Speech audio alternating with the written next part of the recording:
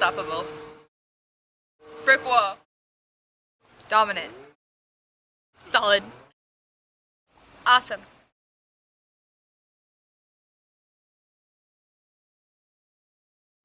Michelle's performance in the cage on Saturday against Northridge was absolutely phenomenal. She had 19 saves in that game, and I mean some very crucial ones at the end. I think she made 3 back-to-back saves in the last 35 seconds of the game, which is, what was key for that game. And I think getting that career single saves in a game, breaking that record, just kind of carries on from what she's done all season. She's had numerous phenomenal games in the cage, and it's just good for her to get that recognition.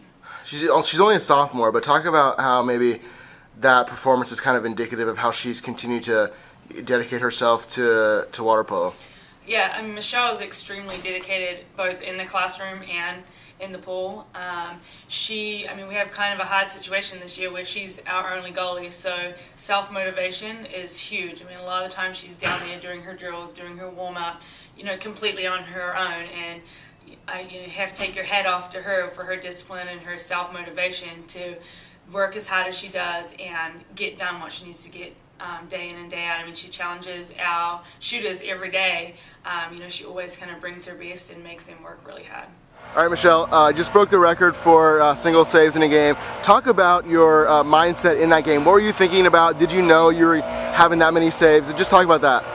I feel like I almost wasn't even thinking about it. I was just watching our defense, and I knew we were doing a zone as a defense, so as long as our defenders were in the right spots, everybody was kind of funneling the ball to me. So I feel like I almost didn't even have to do that much work because they were making all the other team shooters shoot exactly where I wanted them to. So my team in that way made my job easier on defense. I know you broke the record last year as a freshman and did it again now. Talk about maybe what that means to you to have kind of your name in the record books, how all your hard work and dedication is kind of paying off.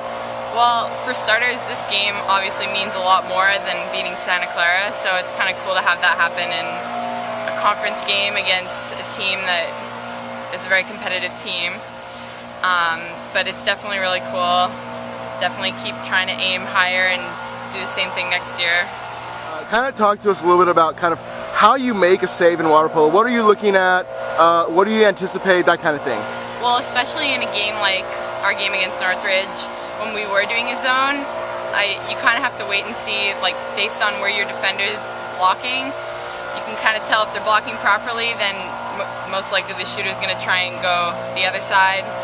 But if they're not blocking properly, you can kind of anticipate that they're going to go around the blocker, but you kind of have to wait and see where they're going to shoot based on where they finish, their body position, stuff like that.